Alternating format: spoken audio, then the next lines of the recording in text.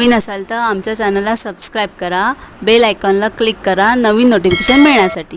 Hello everyone, आपण या व्हिडिओमध्ये आपण बघणार आहोत की डिबेंचर्स इश्यू करत असताना त्याची कशा पद्धतीची प्रोसिजर आहे ती आपल्या इथं प्रोसिजर दिलेली आहे. Procedure for issue of debentures. First one, pass resolution in board meeting, hold extra ordinary general meeting, filling with register of companies, obtain credit rating, enter into underwriting agreement, issue prospects, open separate bank account, receiving application money, hold board meeting, issue of debenture certificate and make entries in the register of debentures. हे आपण one by one बघणार आहोत.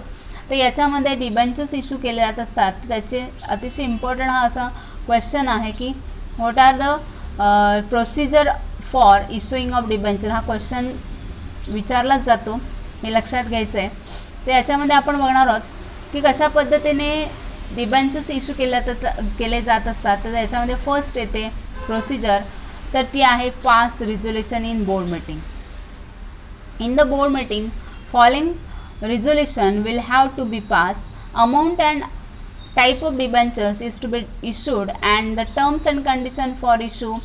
Second one, approve prospects or offer letter or letter of offer. Third one, approve appointment of debenture trustee and get their written consent. Authorize board to create debenture or asset of the company. Call extraordinary general meeting if the board's borrowing powers need to be increased. Next, authorize board to open a separate bank account for receiving money from applicant. तर याच्यामध्ये आपण debenture बघणार आहोत. तर डिबेंचरची procedure, तर पहिल्यांदा कुठले कुठले रिझोल्यूशन या बोर्ड मीटिंगमध्ये पास केले जात असतात. तर याच्या आधी पण बघितलं की डिबेंचर म्हणजे हा एक प्रकारे ज्याला आपण डेप्ट इन्स्ट्रुमेंट आहे, बॉन्ड आहे. ते हे करत असताना बोर्ड ऑफ मीटिंग काय करत असतं की याच्यामध्ये ज्यावेळी डिबेंचर्स इश्यू केले जात असतात, मग कुठल्या टाईपचं डिबेंचर आहे ते इश्यू करायचं, तर त्याच्या काही टर्म्स आणि कंडिशनसुद्धा त्या इश्यू करताना केल्या जात असतात. त्याचप्रमाणे सेकंडमध्ये प्रॉस्पेक्ट इश्यू केलं जात असतं, ते ॲप्रूव्ह केलं जात असतं, त्याला प्रॉस्पेक्ट म्हणतो किंवा आपण त्याला ऑफर लेटर म्हणतो किंवा लेटर ऑफ ऑफर. आणि हे करत असताना डिबेंचर ट्रस्टी यांचं अपॉइंटमेंट घेतली जात असते आणि त्याचप्रमाणे त्यांचं अपॉइंटमेंट केल्यानंतर रिटर्न कन्स्टंट घेतलं जात असतं.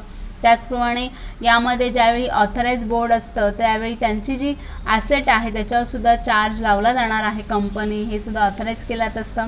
त्याचप्रमाणे रिझोल्यूशन पास करण्यासाठी एक्स्ट्राऑर्डिनरी जनरल मीटिंग घेतली जात असते बोर्डची आणि यानुसार त्या बोर्ड्स मेंबरची कुठले पावर्स आहेत ते कोणकोणते इन्क्रीज झालेले आहेत त्याचा विचार केला जात असतो. आणि ही ऑथराईज बोर्ड मीटिंग घेतल्यानंतर एक सेपरेट बँक अकाउंट ओपन केला जात असतो. म्हणजे ज्यावेळी डिबेंचर्स इश्यू केले जात असतात तेव्हा ॲप्लिकेशन मनी, त्या ॲप्लिकंट्सची अमाऊंट आहे ती या बँकेमध्ये रिसीव केली जात असते. सेकंड प्रोसिजर आहे ती म्हणजे hold extra ordinary general meeting. तर if the borrowing powers of the board is to be increase, EGM, that is extraordinary general meeting, must be held to get the shareholders approval through a special resolution. म्हणजेच यामध्ये borrowing power जे आहेत board of डिरेक्टर्सचे ते increase केले जात असतात आणि त्यासाठी ही एक्स्ट्रा ऑर्डिनरी जनरल मीटिंग घेतली जात असते आणि त्याच्यामध्ये शेअरहोल्डर्सची अप्रूव्हल काढण्यासाठी स्पेशल रिझोल्यूशन पास केला जात असतो. Next, filing with register of company. Secretary has to file the special resolution and copy of prospects, offer letter, letter of offer with register of company within 30 days of board meeting. तर या ठिकाणी secretary आहे तो special resolution pass केल्यानंतर त्याची एक copy प्रॉस्पेक्टची म्हणजेच special रिझोल्यूशनमध्ये file केली जात असते, प्रॉस्पेक्टची एक कॉपी आणि किंवा त्याला आपण ऑफर लेटर असेल, लेटर ऑफ ऑफर असेल तर ते कंपनीकडे 30 डेज ऑफ बोर्ड मीटिंगमध्ये 30 डेज म्हणजेच ज्यावेळी इश्यू केले जात असते तर त्याच्यामध्ये ही फाईल किंवा प्रॉस्पेक्टची कॉपी बोर्ड मीटिंगकडे 30 दिवसाच्या जमा करणं गरजेचं असतं. त्याच्यानंतर obtain credit rating. Company gets its debenture rates by one or more credit rating agency. The rating must be mention in the prospectus, offer letter or letter of offer. हे आता याच्यामध्ये company ज्यावेळी डिबेंचर्स इश्यू करत असते तेव्हा credit rating आपण बघितल्या, agency बघितल्या, त्या एजन्सी आहेत किंवा त्या ज्या कंपनीज आहेत ते मेन्शन, त्या रेटिंगचं मेन्शन त्या प्रॉस्पेक्टमध्ये असणं गरजेचं आहे.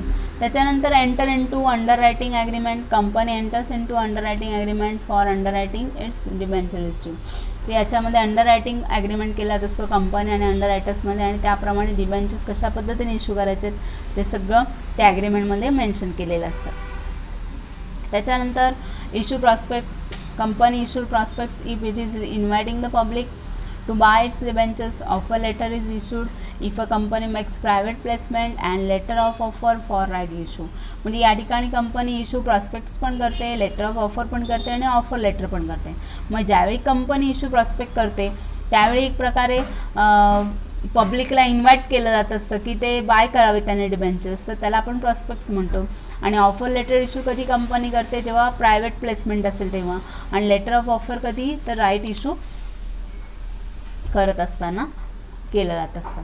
त्याच्यानंतर open separate bank account. Company opens a separate bank account in a schedule bank to receive the money from the applicant.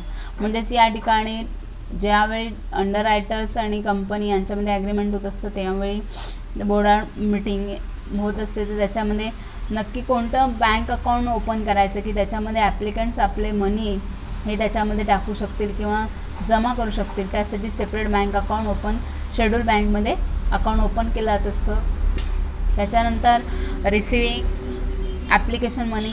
Subscriber will submit their application along with the required amount to be specified bank within the time period mention in the prospectus or letter of offer.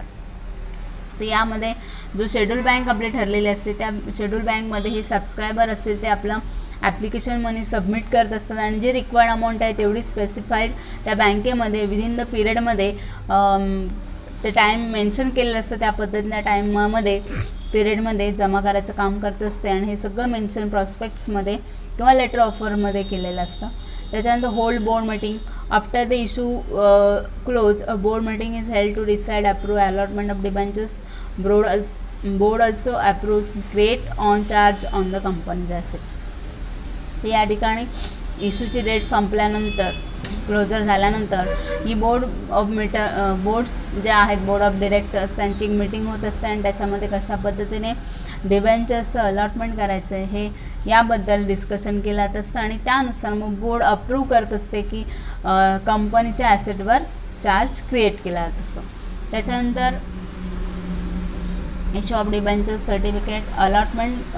The allotment procedure has to be completed within 60 days from the receipt of application money. Company has to issue debenture certificate within 6 months of allotment of debentures. म्हणजे या ठिकाणी ज्यावेळी allotment procedure ही complete होत असते त्यावेळी ही procedure 60 days मध्येच, म्हणजे ज्यावेळी इश्यू केल्यात असतात किंवा त्याची रिसिप्ट ॲप्लिकेशन मनी दिल्यानंतर त्याचे रिसिप्ट मिळाल्यानंतर त्या डिबेंचर्स होल्डर्सना डिबेंचर सर्टिफिकेट अलॉट केल्यात असतात आणि हे इश्यू डिबेंचर सर्टिफिकेट विदिन 6 मंथ्समध्ये करावे लागत असतात. या पद्धतीने डिबेंचर्सची प्रोसिजर होत असते.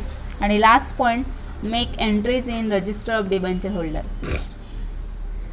तर डिबेंचर होल्डर्सना डिबेंचर सर्टिफिकेट दिल्यानंतर त्याची एंट्री ही डिबेंचर होल्डर्स म्हणजे रजिस्टरमध्ये होत असते. Secretary has to make entries in the register of debenture holders within 7 days after the board approval of allotment. However, if debentures are issued in demat form, company does not maintain the register of debenture holder. म्हणजेच या ठिकाणी secretary सर्व entry register of debenture होल्डर्सच्या करत असतो within 7 days after the board approval of allotment. If debentures are issued, जर त्या debentures issued at in demat form असतील, जर फिजिकल फॉर्म असतील तर त्याचं रजिस्ट्रेशन त्या रजिस्टरमध्ये सेक्रेटरी करत असतो. मात्र जर डीमॅट फॉर्म असेल तर त्याचं मात्र सेक्रेटरी कोणत्या प्रकारचं रजिस्टर हे डिबेंचर होल्डर्स मेंटेन करत नाही. तर हे आपण सगळे बघितले प्रोसिजर. त्याच्यानंतर आपण बघतोय डिबेंचर ट्रस्टी. तर याच्यामध्ये डिबेंचर ट्रस्टी अपॉइंटमेंट केलं जात असतं. आता हा पॉईंट आहे तो तुम्हाला एक्झामच्या दृष्टीने नाही आहे, पण तुम्हाला माहिती असावं म्हणून आपण डिस्कस करणार आहोत. ते याच्यामध्ये ज्यावेळी कंपनी प्रॉस्पेक्ट इश्यू करत असते किंवा इन्व्हाइट करत असते मोर दॅन 500%, तर त्यावेळी debentures has to appoint one or more debenture trustees. म्हणजेच या ठिकाणी त्याचे जे डिबेंचर्स आहेत किंवा ती कंपनी आहे ते डिबेंचर ट्रस्टीची निवड करत असते. आणि हे डिबेंचर ट्रस्टी एक प्रकारे त्या डिबेंचर होल्डर्सचं रेट जो आहे डिबेंचर्सचा तो प्रोटेक्ट करण्याचं काम करत असतात. आणि त्याचप्रमाणे कंपनी ज्यावेळी डिबेंचर्सवर ज्यावेळी आपली चार्ज क्रिएट करत असते तेव्हा त्या कंपनीचं म्हणजेच डिबेंचर ट्रस्टी त्या फेवरमध्ये म्हणजेच डिबेंचर होल्डर्सच्या वतीने सगळं त्यांची कस्टडी घेऊन एक प्रकारे काम करत असतात. आणि हे सगळं होत असताना डिबेंचर ट्रस्ट डीड होत असतं. म्हणजेच company enters into contract with one or more debenture trustee, तर त्यांच्यामध्ये एक डीड होत असतं, ॲग्रीमेंट होत असतं आणि त्याच्यामध्ये काही टर्म्स आणि कंडिशन्स असतात. आणि it is a legal instrument convening the asset of the company of the trustee. आणि हे डिबेंचर ट्रस्ट डीड आहे ते एक प्रकारे लिगल इन्स्ट्रुमेंट आहे ऑफ द कंपनीज. आणि हे डीड करत असताना त्याच्यामध्ये डिबेंचर होल्डर्सचे राईट्स, ड्युटीज, पॉवर्स कुठल्या आहेत हे त्या डिबेंचर ट्रस्टीद्वारे डिबेंचर होल्डर्सना कळत असतात. आणि त्याप्रमाणे यांच्यामध्ये जो ॲग्रीमेंट होत असतो त्याला आपण डिबेंचर ट्रस्ट डीड असं म्हणत असतो. आणि याच्यामध्ये त्याची एक कॉपी जे मेंबर्स आहेत ते डिबेंचर होल्डर्सना दिला जात असतो. आणि त्याच पद्धतीने त्याची काही सर्टन फीज मात्र या डिबेंचर्सना पे करावी लागत असते. अशा पद्धतीने आपला हा लेसन संपलेला आहे. धन्यवाद. आपला डिबेंचर इश्यू ऑफ डिबेंचर्स हा लेसन याचे जे पॉईंट्स आहेत इम्पॉर्टंट ते आपण घेतलेले आहेत. तर जास्तीत जास्त तुम्ही लाईक करा, शेअर करा आणि सबस्क्राईब करा. धन्यवाद.